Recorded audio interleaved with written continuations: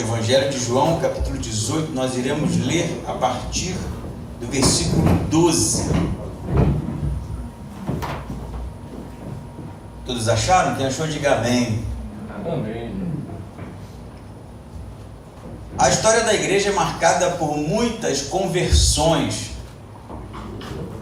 de histórias super interessantes. Eu poderia destacar algumas, mas escolhi especificamente a história da conversão de Agostinho de Hipona, ou Santo Agostinho, como preferirem. Agostinho foi um grande nome do cristianismo por conta do seu conteúdo teológico-filosófico. A história de Agostinho é que ele era um professor de retórica em Roma, na corte romana em Milão, e um neoplatonista. Então aquele que tinha como pano de fundo a filosofia platônica e usava do conteúdo filosófico, do conhecimento filosófico que ele havia adquirido na sua história, nos seus discursos. Ele vai se sentir atraído por um bispo em Milão chamado Ambrósio, bispo Ambrósio, que também era muito conhecido por suas pregações e sua retórica. O que atrai Agostinho para ir ver Ambrósio não é necessariamente o conteúdo da pregação bíblica, mas a técnica retórica de Ambrósio. Então, Agostinho vai descrever a sua conversão no livro Confissões, que ele é realmente colocado diante de uma exposição bíblica por parte de Ambrósio, do livro de Romanos, que o deixa em choque. Então, Agostinho vai, posteriormente a essa, quem sabe, reflexão diante daquilo que ele escutou, perguntar, indagar a Deus por que não havia uma transformação na vida dele. Por que se Deus existia e se tudo aquilo que Ambrósio havia falado era realmente verdade, por que isso não acontecia com ele? E ele vai dizer que havia lido já algumas vezes o livro de Romanos, que foi o texto da pregação de Ambrósio, e que nada havia mudado. Então Agostinho vai dizer, não pode ser alguma coisa simplesmente intelectual. A conversão não pode ser algo simplesmente intelectual. Até que em um determinado momento ele escuta algumas crianças brincando em algum lugar próximo de onde ele estava, e uma criança dizia, pega e lê, pega e lê. Ele então vai, na contramão do que a gente ensina, na sorte escolher um versículo com o dedo. Eu não oriento ninguém a fazer esse tipo de coisa, mas ele vai justamente colocar o dedo sobre o versículo em Romanos, capítulo 13, versículo 13, que diz para se revestir de Cristo. E vai dizer Agostinho que aquele versículo foi o suficiente para que ele fosse tocado por Deus e a sua vida fosse mudada de uma vez por todas.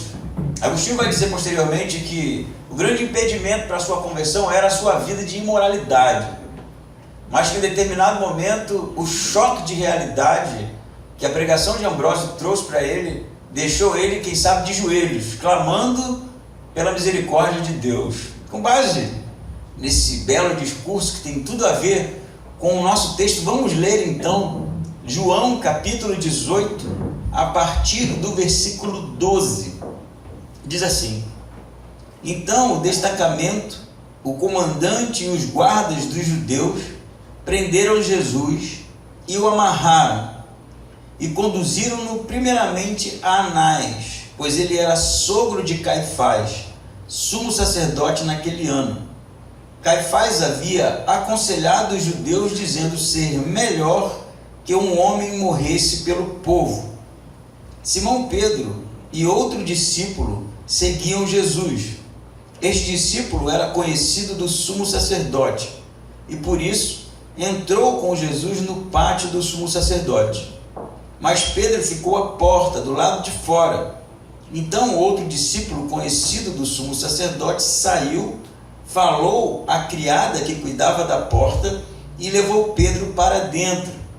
Então a criada que cuidava da porta perguntou a Pedro: tu também não és um dos discípulos deste homem? Ele respondeu: não sou. estavam ali os servos e os guardas, os quais haviam acendido uma fogueira e se aqueciam, pois fazia frio. Pedro também estava ali em pé, no meio deles, esquentando-se. Então o sumo sacerdote passou a interrogar Jesus acerca de seus discípulos e de seu ensino. Jesus lhe respondeu: eu falei abertamente ao mundo, sempre ensinei nas sinagogas e no templo, onde todos os judeus se congregam, nada falei em oculto. Por que me interrogas? Pergunta aos que me ouviram o que lhes falei, eles sabem o que eu disse. Tendo dito isso, um dos guardas que ali estavam deu uma bofetada em Jesus, dizendo: é assim que respondes ao sumo sacerdote? Jesus lhe respondeu: se falei mal, mostra esse mal, mas se falei o que é correto, por que me agrides? Então Anás enviou amarrado a Caifás, o sumo sacerdote. Simão Pedro ainda estava ali, esquentando-se. Perguntaram-lhe então: tu também não és um dos discípulos? Mas ele negou, dizendo: não sou. Um dos servos do sumo sacerdote, parente daquele a quem Pedro cortara a orelha, disse: acaso não te vi com ele no jardim? Pedro negou outra vez e imediatamente um galo cantou. Nós, semana passada, vimos a traição de Judas, né? Judas vai entregar o lugar onde Jesus estava com os discípulos, ali no Jardim das Oliveiras, né? Ou no jardim onde se prensava as azeitonas para extrair o azeite. E agora nós somos imediatamente levados à cena de um proto-julgamento de Jesus, que é o que está acontecendo aqui. Do versículo 12, nós podemos perceber que o João vai dizer para a gente que o destacamento, o comandante e os guardas dos judeus, ou os guardas do templo, né, como nós vimos semana passada, prenderam Jesus e o amarraram. Eles levaram Jesus amarrado, e João é muito assertivo em descrever que estavam ali Judas, como nós vimos, os guardas romanos, né, e os guardas do templo, os guardas dos judeus. E os judeus aqui, na verdade, é uma referência ao Sinédrio, né? Então, eles amarram Jesus, conduzem, né, Jesus até o lugar onde ele será interrogado, que é, interessantemente, a casa de Anás. Vocês percebam que os soldados romanos provavelmente voltaram para a Fortaleza Antônia, que é onde eles ficavam ali acampados, né? Eles foram chamados para essa operação, ali prenderam Jesus, né? Levaram Jesus até a casa de Anás e vão embora, que fica só os guardas do templo, Jesus e aqueles que o interrogariam. Então, vai dizer no versículo 13 que eles conduziram primeiramente a Anás, pois ele era sogro de Caifás, o sumo sacerdote naquele ano.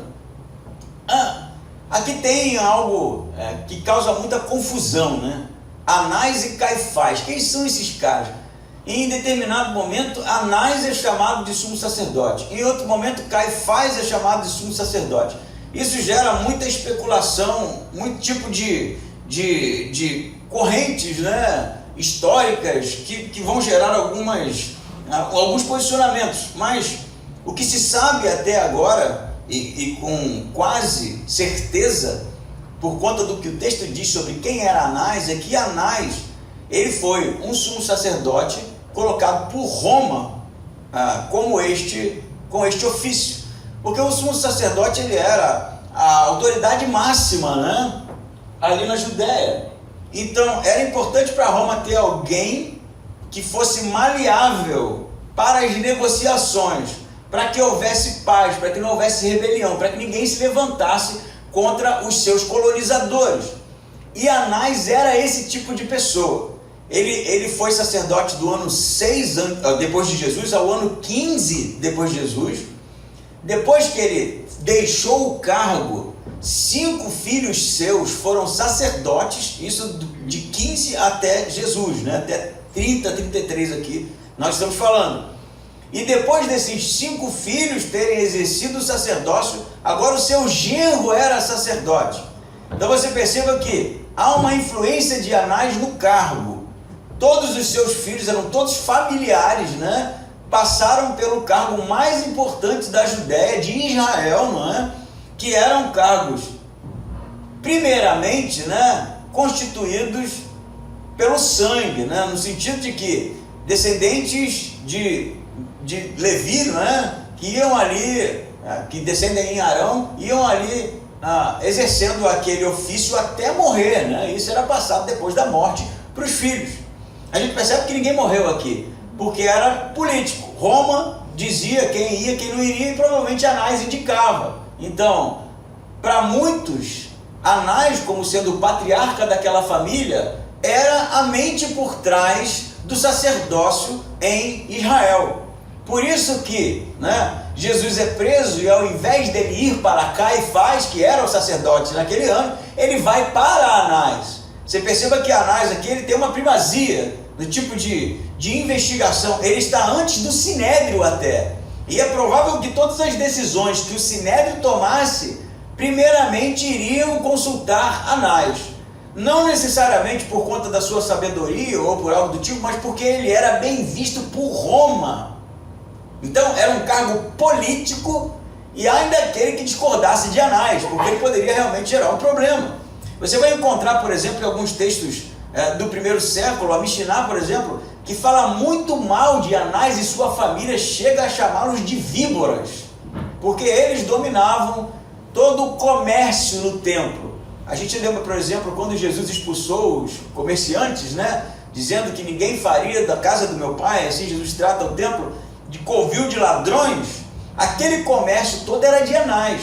Eles cobravam, né, em cima dos gentios e de outros judeus que tinham que levar ali o sacrifício para o templo, cobrassem que comprassem ali no templo, porque se não fosse aqueles animais que haviam sido, né, aprovados, tinham selo ali de aprovação do templo, eles não aceitavam. E aí esses animais eram vendidos por preços mais caros e ele ia lucrando com isso. Então a gente percebe que havia um sistema corrompido, né, corrupto, por trás do que está acontecendo aqui. O texto vai revelar mais ainda para a gente. Diz que ele vai para a casa de Anás, não é? Que era sogro de Caifás, versículo 13, sumo sacerdote naquele fatídico ano. E esse Caifás, ele vai dizer, era aquele que havia aconselhado os judeus do Sinédrio, dizendo ser melhor um homem morrer pelo povo. Essa discussão ela se dá depois que Jesus ressuscita Lázaro, né? E aí eles, por conta do testemunho de Lázaro, eles ficam pensativos, porque as pessoas estavam se convertendo, né? Aceitando o ensino de Jesus por causa do Lázaro que havia sido ressurreto dentre os mortos. E aí Caifás, na discussão do Sinédrio, o que vamos dizer, o que vamos fazer com ele, né? E aí Caifás vai dizer, é melhor matá-lo, porque senão Roma vai tirar a gente do nosso lugar, do nosso cargo, né? Essa é a ideia, porque eles pensam, se Jesus continuar com isso, mais a ressurreição de Lázaro, e esse negócio inflamar, a gente vai ser destituído. Então é melhor que um homem morra pelo povo, é melhor matar um e não ter problema do que esperar isso virar uma bola de neve. E João vai lembrar isso para a gente, que Caifás era esse que havia exposto dessa forma o problema. Vamos dar fim a esse cara para que a gente permaneça na maneira que está com os benefícios que temos, né? Então, é muito interessante a narrativa de João aqui, porque João fica saltando de cena para cena. Perceba isso. Jesus está na casa de Anás e de repente ele pula para Pedro, não é isso? Depois ele volta para Jesus, depois ele volta para Pedro. E você percebe que João tem uma intenção em narrar assim, senão ele ia narrar somente a negação de Jesus ou somente o julgamento de Jesus, né? Mas ele fica saltando, porque ele quer fazer um comparativo para nós. Ele tem alguma coisa para nos mostrar com esse tipo de técnica que ele está empregando aqui, que lembra muito os filmes atuais, né?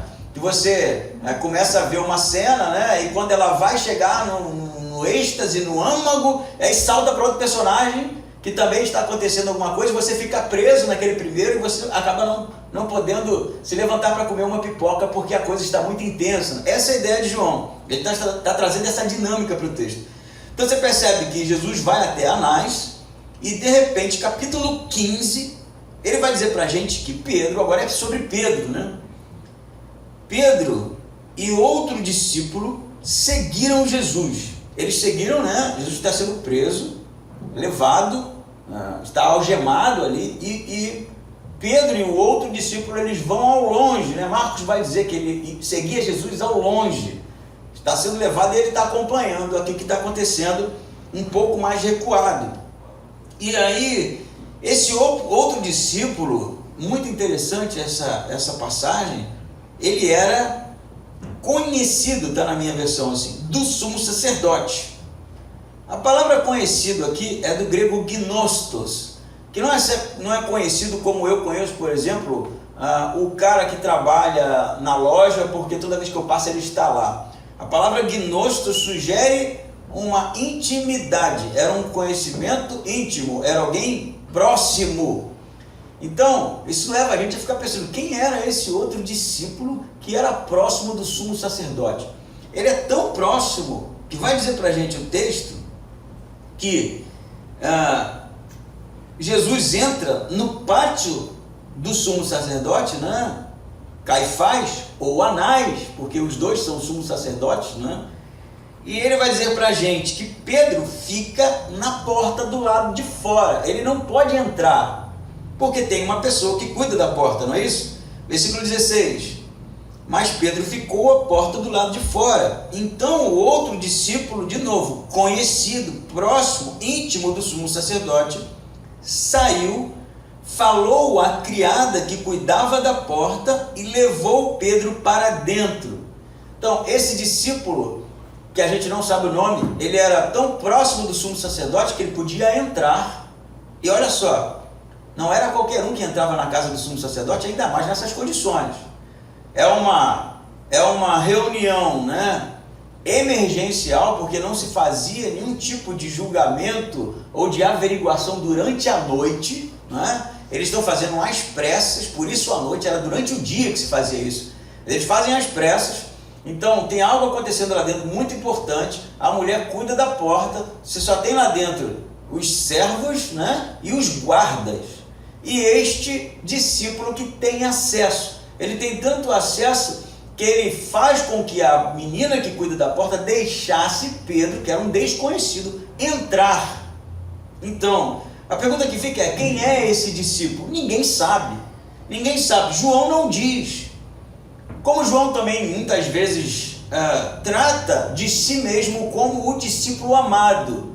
Você percebeu no Evangelho de João? Toda vez que João está na cena, ele não fala eu, ele fala o discípulo amado, o discípulo amado. Isso leva muitas pessoas a cogitarem, né, com um pouco de incerteza, que se tratava de João, o que vai gerar para a gente algumas indagações. Como assim? Como João tinha acesso à casa do sumo sacerdote?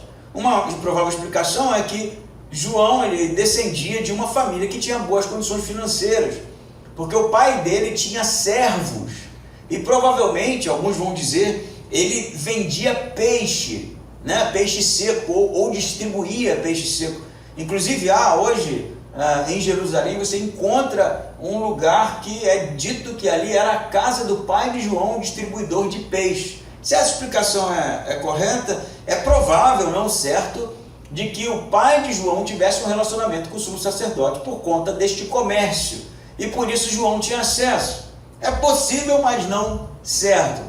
Eu continuo achando, eu acho, né, quem sou eu, né, convenhamos mais, que este discípulo oculto por João era um membro do Sinédrio, como José de Arimateia, como Nicodemos, mas que aqui não é descrito por algum motivo, quem sabe para preservar, ou não sei, porque se era um membro do Sinédrio não estava fazendo muita coisa para ajudar Jesus aqui, a não ser deixar Pedro entrar na casa, né? Como não sabemos, vamos avançar. Mas é fato que esse discípulo, que era íntimo do sumo sacerdote, leva Pedro para dentro do pátio. Como é que era a casa? Não era uma casa com a estrutura que nós conhecemos hoje, né? A casa, ela era um pátio com recintos nas laterais, né? Salas nas laterais e um pátio no meio. Então você pensa em algo em uno, né? E era assim que as casas, principalmente a casa do sumo sacerdote, principalmente a casa de Anás, que era rico, né? E você encontra materiais literários do período dizendo da suntuosidade que era a residência e a vida do Anás, né?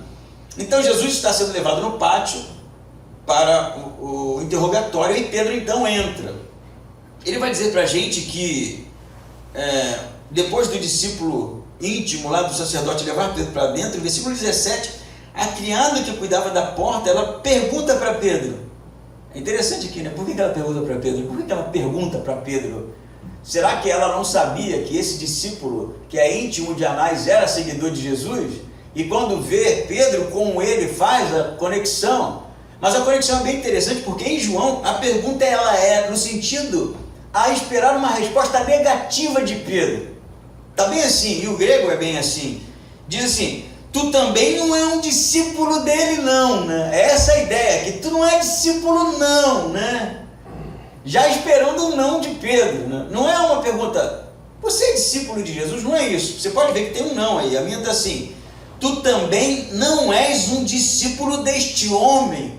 E a ideia é a intimidar Pedro com uma certa ironia, né? É como perguntar: tu não é esquerda não, né?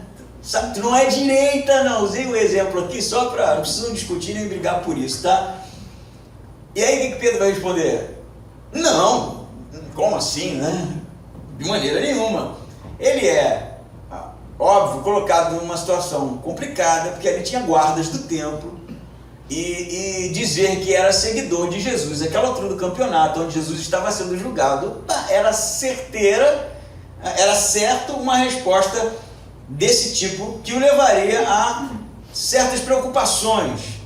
É onde a gente pode chegar. Ele diz: não sou. E aí João vai dizer para a gente, versículo 18: estavam ali os servos, os guardas, os quais haviam acendido uma fogueira e se aqueciam, pois fazia frio. Pedro também estava ali em pé no meio deles, esquentando-se. Então Pedro está ali na fogueira, né, frio, prestando atenção no que está acontecendo lá na sala, e quando foi interrogado, como nós vimos, negou que era um seguidor de Jesus. Agora João volta de novo para o interrogatório, e é necessário a gente fazer esse ping-pong, né, para pegar aqui o ritmo do texto. Diz assim, versículo 19: então o sumo sacerdote passou a interrogar Jesus acerca de seus discípulos e de seu ensino.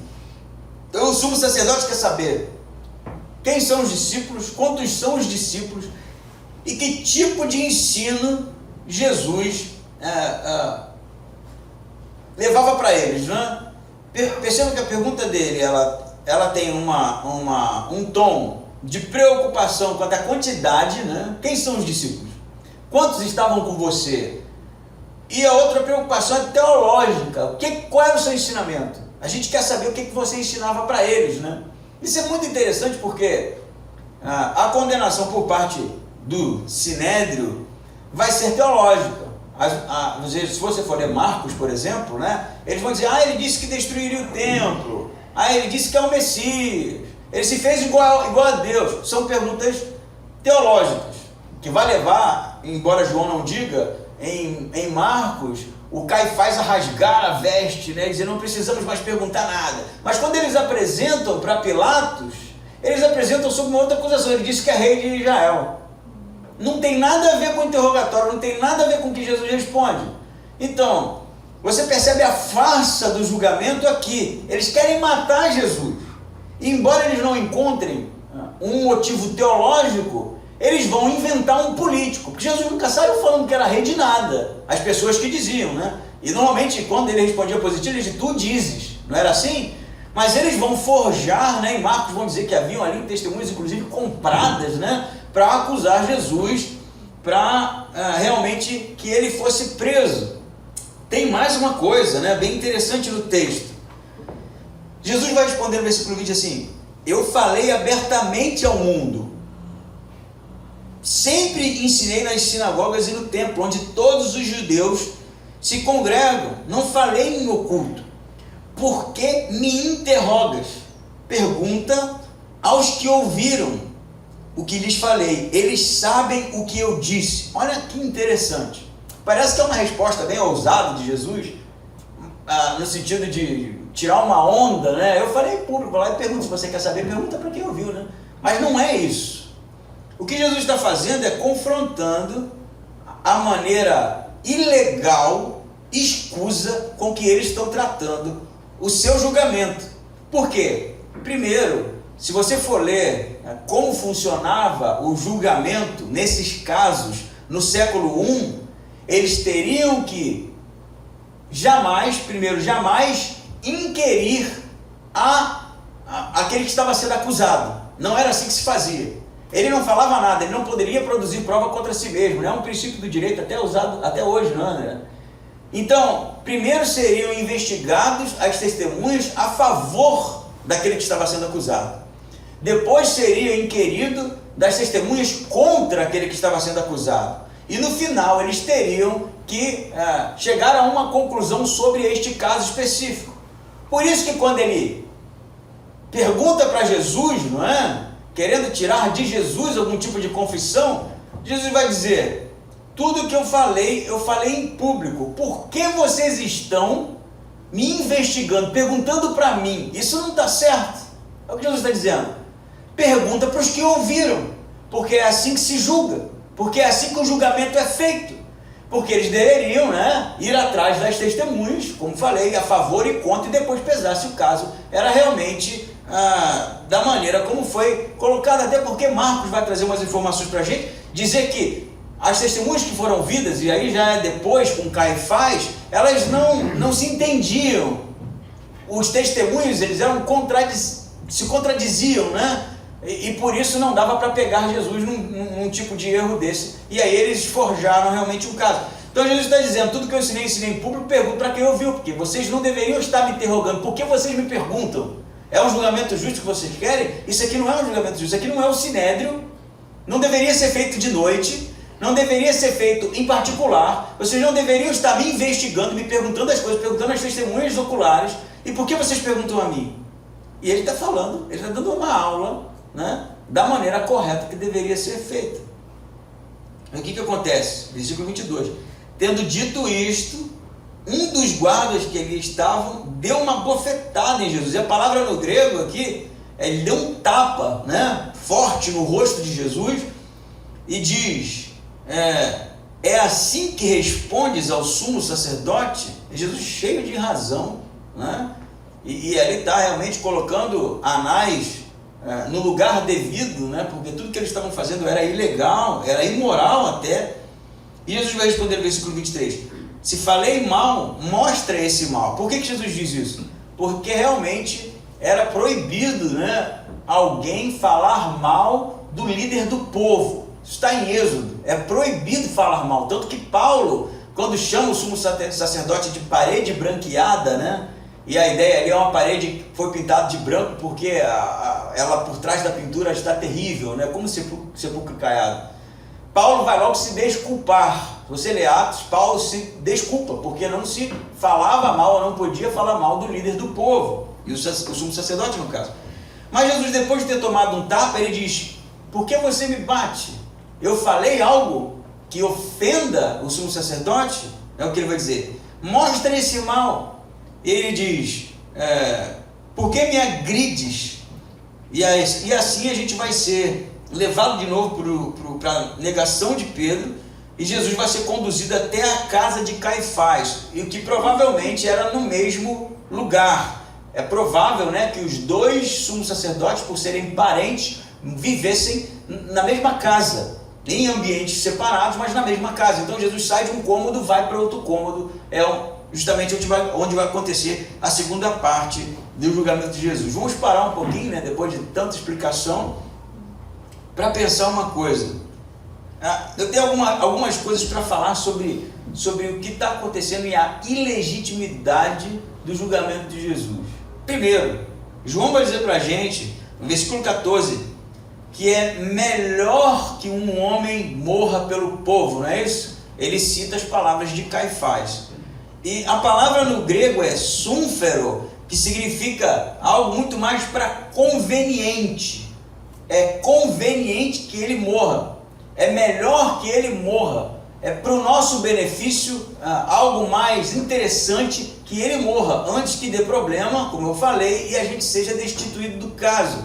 Então, o interesse de Anás e de Caifás e do Sinédrio era escuso, era o interesse moral mesmo. Eles queriam se beneficiar da morte de um inocente por causa do seu cargo político, eles não queriam problema com Roma. E aí a gente vai fazer outra pergunta, que eu faria essa pergunta se estivesse lendo o texto. Pô, se eles queriam matar Jesus, então por que o julgamento? Por que ficar forjando o julgamento? Condena logo, leva logo para Roma. Por que todo esse teatro é necessário? E a resposta é que eles precisavam realmente do teatro para apresentar para o povo uma causa que fizesse sentido. O Sinédrio julgou: este homem é um herege, este homem é um risco, para a população. Por isso a farsa, é uma grande farsa. E Jesus expõe aqui a farsa tanto no sentido legal da coisa, tanto no sentido da intenção, do desejo dos caras de condená-lo. Era tudo realmente um grande complô contra ele, de maneira a levá-lo à cruz.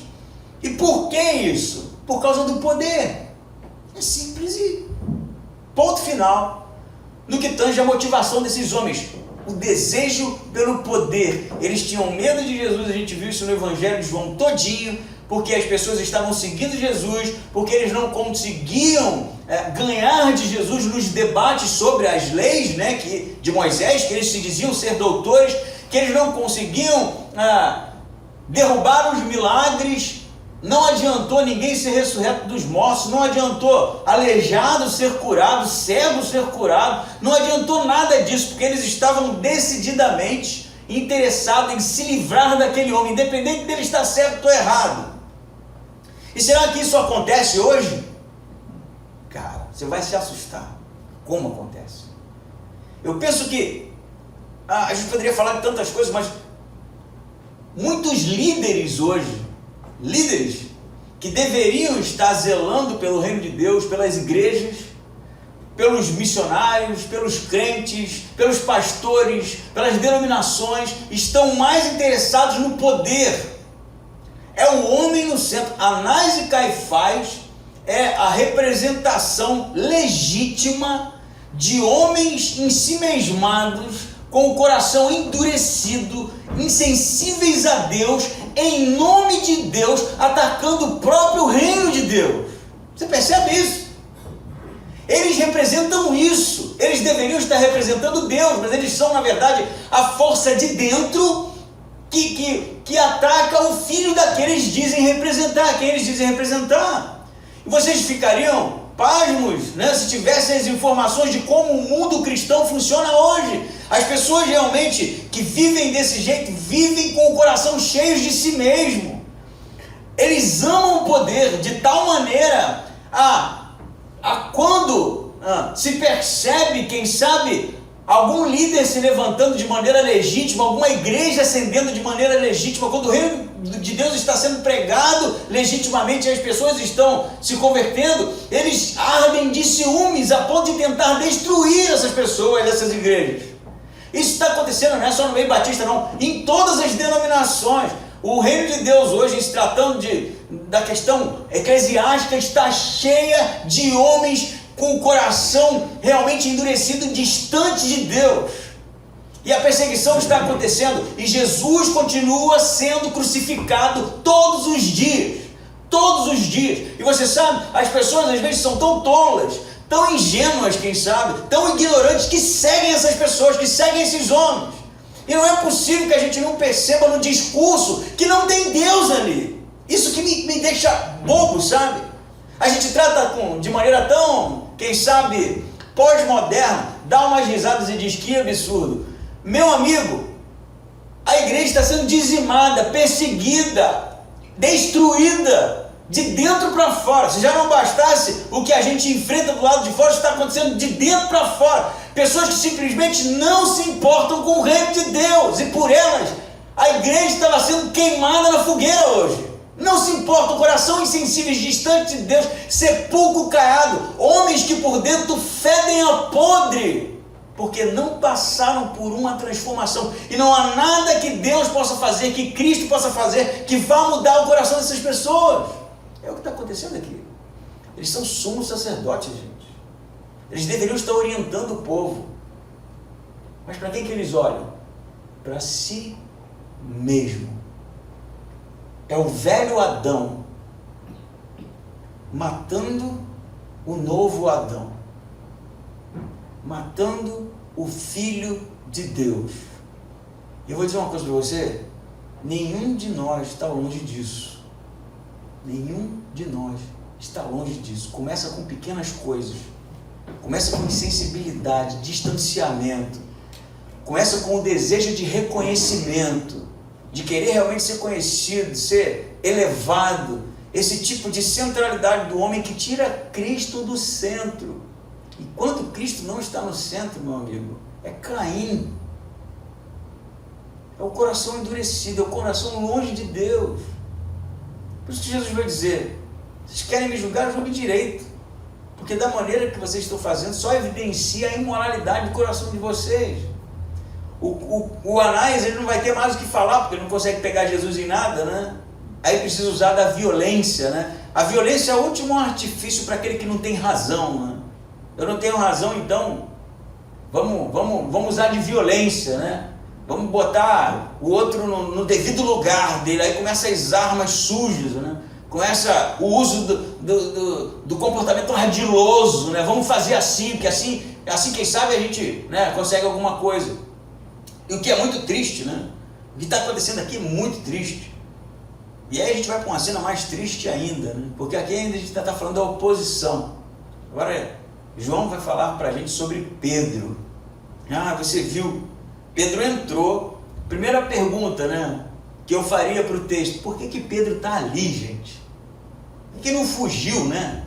Os outros fugiram. Não tem mais nenhum aqui. Se esse aqui não é João, esse aqui é mesmo do Sinédrio. Se é João, tá os dois. E se é João, eu pergunto: o que João está fazendo aqui? Se não fez nada também, ficou quieto também, né? Falar de Pedro, que Pedro negou, tudo bem. E ele ficou quieto, né? Assim, são perguntas que a gente não vai encontrar respostas quanto a esse discípulo que a gente não sabe quem é. Mas o que Pedro está fazendo ali? Eu posso dizer para você que ele está ali, está correndo risco de ser reconhecido, como aconteceu, porque ele se importa. Não é isso? Não tem como negar que Pedro se importa.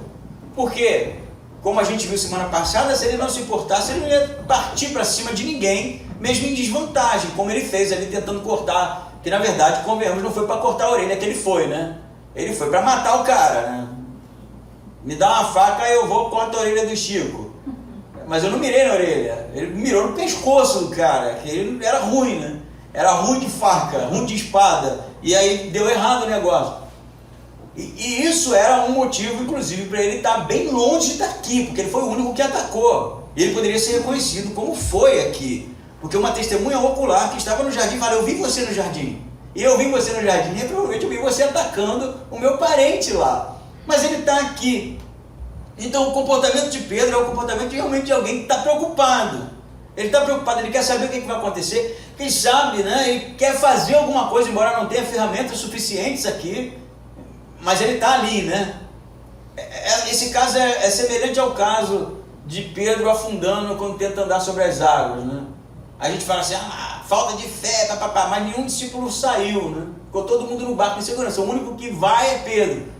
Tudo bem, afundou, mas deu uns passos, né? Tem história para contar. Os outros não tinham nenhuma história para contar. Pedro tinha. Aqui, cadê os discípulos? Não fugiram, mas Pedro está lá, né?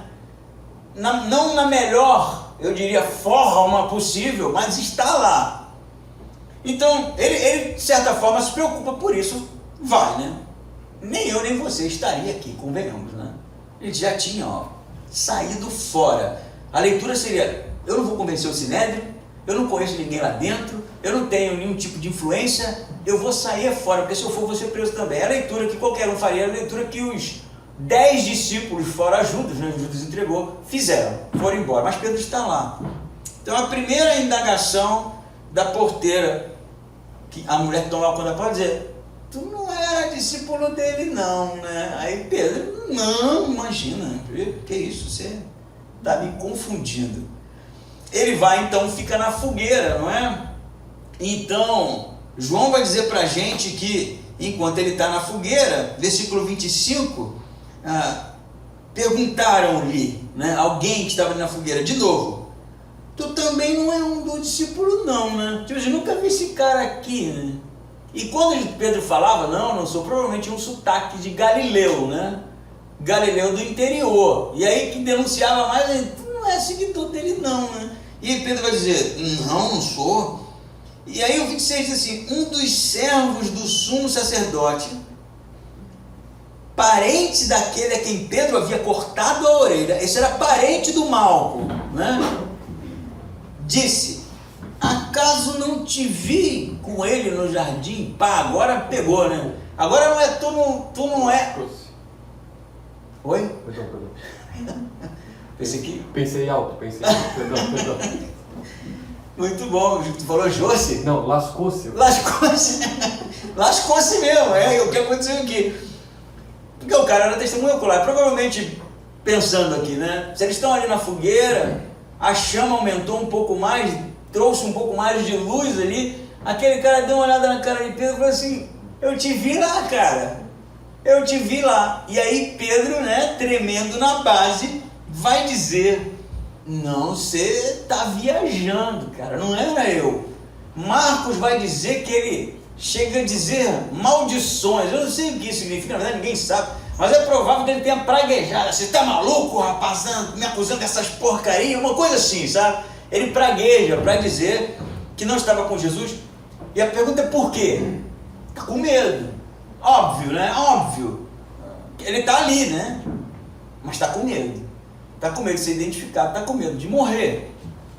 E o que isso significa para a gente, né? Assim, duas perguntas sobre a negação de Pedro. A primeira é, de Pedro, a primeira é, será que, no primeiro momento, João quer dizer para a gente que Jesus sabia muito bem o que ia acontecer com ele? Porque ele já havia predito que morreria, já havia predito que seria traído, e já havia predito, inclusive, que Pedro negaria ele antes que o galo cantasse. Então Jesus, ele tem o conhecimento do seu julgamento, ele está sendo julgado, mas ele tem o controle do que está acontecendo aqui. E ele está indo voluntariamente. Se ele não quisesse ser preso, ele não seria, ninguém colocaria a mão nele, mas ele está indo voluntariamente. Esse é o primeiro ensinamento óbvio que a gente vai aprender do texto. A segunda é, pergunta que eu e você faria, que Jesus fez em João, quando se encontrar com Pedro novamente, cadê o Pedro que ia até o fim por mim? Cadê o Pedro que disse que morreria por mim? Cadê o Pedro que disse que iria a qualquer lugar? Está com medo? Então será que o texto quer mostrar para a gente que Pedro é realmente uma farsa? Ou será que o texto quer dizer para a gente que enquanto a gente não cair em si e perceber as nossas limitações, não haverá um quebrantamento real? Assim, é triste dizer isso, mas Pedro precisava disso aqui. Ele precisava da realidade, sabe? Que ele era medroso, como eu sou, como você é. Que ele não tinha condições de morrer por Jesus, era Jesus quem morreria por ele. Enquanto Pedro não tivesse esse choque de realidade, Marcos vai dizer que ele chorou um choro mesmo de sofrimento depois que o galo canta, porque ele se lembra das palavras de Jesus, enquanto ele não cair de joelho quebrantado, dizendo, eu não sou capaz, não haveria transformação em Pedro. Nós somos Pedro. Nós somos Pedro. Enquanto a gente achar que realmente se basta, que temos conhecimento, estrutura, espiritualidade suficiente para seguir Jesus, nós vamos negá-lo. Na hora H nós iremos negá-lo. Porque não funciona assim. Funciona realmente segundo um coração quebrantado, que carece de misericórdia, que deseja realmente que Deus perdoe as nossas limitações, porque somos limitados. Você já experimentou orar assim, Senhor, me perdoa quando eu te negar? Ninguém ora assim, né? A gente diz, anticristo, fim do mundo, apocalipse, eu vou estar fiel até o fim. Esse é Pedro, cara. Esse é Pedro. Eu já falei isso algumas vezes. No dia que botarem uma arma na cabeça do meu filho, dizendo nega Jesus, cara, eu não tenho a menor ideia do que vai acontecer, mas a chance de eu negar é enorme. Deus não queira que eu esteja nesse lugar nunca. Deus tenha misericórdia de mim. Se você se escandaliza com isso, é porque você é Pedro, o Pedro de antes, porque o Pedro de depois jamais diria esse tipo de coisa, porque Jesus vai dizer para ele: você aprenderá a me amar, mas apacenta as minhas ovelhas a si mesmo, do jeito que você é. Porque realmente seguir a Jesus é sobre um coração quebrantado, é sobre pessoas, homens e mulheres que entendem a sua limitação, é sobre homens e mulheres imperfeitos, é sobre homens e mulheres que sabem que por sua própria força não conseguem passar da porta. Por isso o choque de realidade. Não era que Deus queria que Pedro negasse, não é essa a proposição. A proposição é que Jesus está dizendo para ele: Pedro, para com isso. Antes que o galo cante, você vai ter um choque de realidade, e você vai ver como é duro, como é difícil. Enquanto Jesus não morresse por Pedro, e Pedro entendesse isso, enquanto Jesus não ressuscitasse, e não dissesse para Pedro: quem morre aqui sou eu, Pedro, Pedro não seria transformado. Continuaria aquele que vive pelas obras, pela performance, pela força, pela quantidade de energia que ele consegue se apoderar, juntar. O Evangelho nunca foi sobre isso. O que nós precisamos fazer é confessar as nossas limitações antes que o galo cante. Não espere isso. O galo aqui é um sinal de que somos fracos. Toda vez que um galo canta, você lembra disso. Vou contar uma história para vocês aqui que tem nada a ver com o texto, mas tem a ver com galo. A gente foi numa viagem de férias, né? E aí, cara, o galo cantava de madrugada. Eu nunca vi, né? O galo canta de manhã, né? 5, 6 horas da manhã. Esse cantava 3, 2, todo desordenado, né? E me acordava, eu tenho sono leve. Eu falei: meu Deus, cara, esse galo, tá endemoniado. Eu pensava: não é possível. O galo, olhava o relógio 2h30. Como é que fazia o galo? Não era bem assim, né? É que o meu galo é muito mais, né? Era um galo mais galo do que, né? Você entendeu? Que o meu tá meio, né? Tá meio show. Eu vou treinar, tu vai ver como é que vai ficar bom. E o galo cantava de madrugada. Um dia eu pensei: brother, o que esse galo tá querendo? Será que Deus está querendo dizer alguma coisa para mim, né? Será que o galo cantar 3 horas da manhã não é um sinal, né? Porque 3 horas da manhã, né? Que galo que canta 3 horas da manhã é o do Pedro e o meu, das férias, né? Mas a gente precisa se lembrar disso. Somos limitados, somos falhos. E o canto do galo não é para nos acusar. O canto do galo é para que a gente caia na real e se quebrante. E realmente entenda as nossas limitações. Seria muito mais honesto de Pedro dizer: Jesus, eu não tenho condições de morrer por ti, me ajude. Essa seria a oração, mas a dele não, né? Eu vou até o final, esse tipo de coisa, né? E o que está acontecendo aqui é realmente para que a igreja para quem João escreve entenda isso. Nós, né, estamos lendo 2000 anos depois dessa história. Entenda que o Evangelho é sobre homens e mulheres imperfeitos, que falham e que precisam realmente se colocar diante de Deus, carentes da graça e da misericórdia. Segunda pergunta que eu faria é: por que João botou isso aqui, né? Quem era Pedro quando João escreveu a sua epístola? Era o líder da igreja em Jerusalém, né? Se a igreja não havia ainda fugido, né? Porque a gente não concorda, ou não há concordância no ano em que João escreveu a sua carta, mas se foi antes da igreja fugir de Jerusalém por causa da invasão de Roma, a destruição do templo, Pedro era líder da igreja em Jerusalém. Em todos os evangelhos narram a negação de Pedro. Pensa só. Você pensa: por que os discípulos fizeram isso, né? Não precisava contar isso, só para que contar essa história sobre Pedro. Imagina Pedro chegando na igreja, o pessoal assim: Pedro falava aqui com a autoridade, Pedro negou Jesus, cara. Todo mundo conhece a história, já leu lá o que o João escreveu. Você tem autoridade. Hoje nós faríamos isso, né? Porque eu penso que adulterar é menos grave que negar Jesus. E se um pastor adulterar, acabou a vida dele, né? 10 anos depois a pessoa diz: pastor, eu trago minha esposa. quando eu tinha 15 anos. As pessoas estão falando. Use essa mentalidade.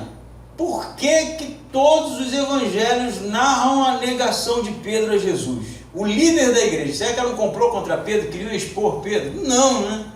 Provavelmente o evangelho de Marcos, que traz mais informação, mais enfático na traição de Pedro, que é uma traição também, né? Do mesmo tipo que de Judas, foi escrito, segundo os estudiosos, segundo o testemunho do próprio Pedro. Então, eu acredito piamente que a negação de Pedro está nos evangelhos porque Pedro contava essa história. Pedro contava essa história. Ele não escondia isso. E por que, Pedro? Por que Pedro contava isso? Por que João conta isso? Por que Mateus, Marcos e Lucas contam isso? Por que eles enviam o seu evangelho para as igrejas, para que as igrejas conhecessem que Pedro, líder da igreja, a quem Jesus comissionou para continuar o ministério, liderando os apóstolos, negou a Jesus 3 vezes. Porque a igreja precisava entender que não era mais sobre obras, era sobre graça. Graça transformadora. Por isso Pedro não tem vergonha disso aqui. Eu acho que até tinha. E se pudesse voltar no passado, acredito, eu sou discípulo sim, pode me matar. Acredito que para quem já passou por isso, né? Mas nesse momento, o evangelho pregado pelos apóstolos, ensinado pelos discípulos de Jesus, ensinado por Jesus, era o evangelho da graça, da transformação.